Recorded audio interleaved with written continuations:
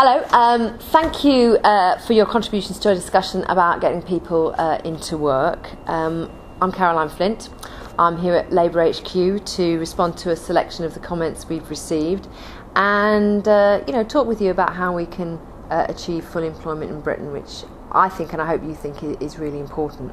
Now, a number of you noted the importance of skills in our workforce, and that's absolutely key. 30 years ago, you could get work with pretty few qualifications, if any at all, and that is entirely different today.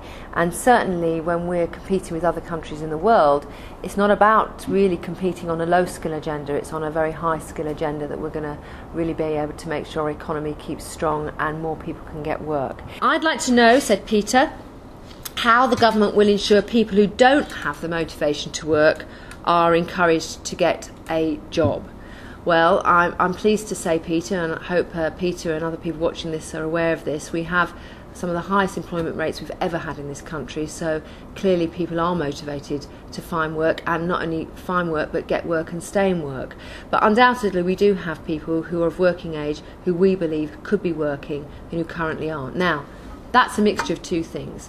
Conditionality in our benefits system, what we expect of people to find a job, and we do that in different ways, but also the support to help people into work as well. We've been successful in that in the last 10 years, but we do think we need to refresh some of our programmes in this area, and that's why we have a major project involving employers across the UK who are signing a jobs pledge to take people off those benefit lists into work. They may be people who are on job seekers allowance, they could be lone parents, they could be someone with a health or a disability condition that in some way or another has affected them finding work. And we think this very exciting programme, working with employers with real jobs in real companies, work trials available at a local level leading to real jobs, are one of the ways we can really tackle some of the people who are most disadvantaged but have been the hardest to find work. And that's something we are working very intensively on at the moment.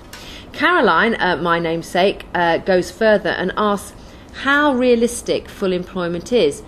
Well, I do believe full employment is a realistic ambition. I mean, I have to say I joined the Labour Party in 1979, and in those days full employment seemed a far-off dream. Some people would say that we already have full employment today, and there's no doubt about it. We have historic high levels of employment, but we really believe that there are people, the ones I was talking about before in relation to the earlier question, who are currently on benefits who could be and should be in work. And really, for many of those people who have families, whether they're in lone parents or not, the route out of poverty for their children is work, and we've just got to make sure that we're doing what we can at government level to achieve that. Different organisations at local level, whether they're private, voluntary or public sector, are doing their bit. But I have to say, importantly, people are doing their bit too to find themselves work and stay in work. Vicky commented again on this theme, I think, of for some people the difficulties of finding work. She said, helping the hardcore unemployed into work has to be key. This is the best way for us to build a better, fairer and economically stable society. No, I didn't pay Vicky to say that, but I absolutely agree. Every politician will say that they support the end to child poverty.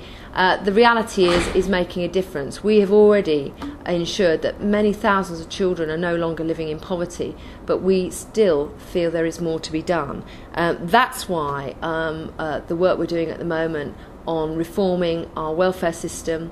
From next year we're looking at lone parents with the youngest child, age of 12, needs to be actively looking for work, but also while we've invested in childcare, while we've invested in work benefits such as tax credits, to really make work pay. And work does pay.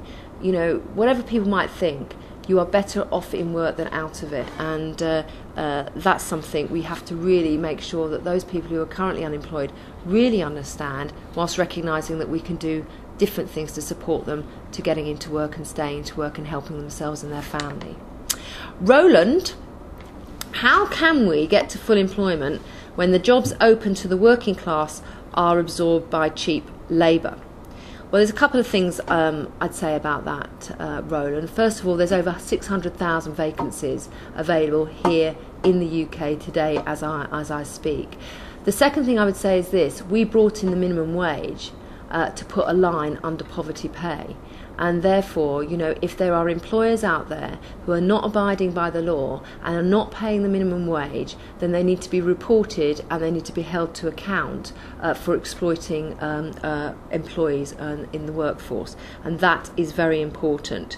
There is no excuse for when we have fair employment laws and fair pay in this country for employers to undermine that in any way.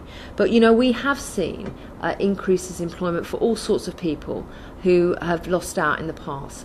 Lone parents, people with disabilities, people who have found themselves discriminated because of their age. They may have been out of work for some time, trying to find work in their 50s or maybe even older. And we've seen some real changes for those groups of people. So when people say to me, work can't work for someone who's a lone parent, it can't work for someone in their 50s, it can't work for someone with a disability, I have to say, look at all those people it is working for.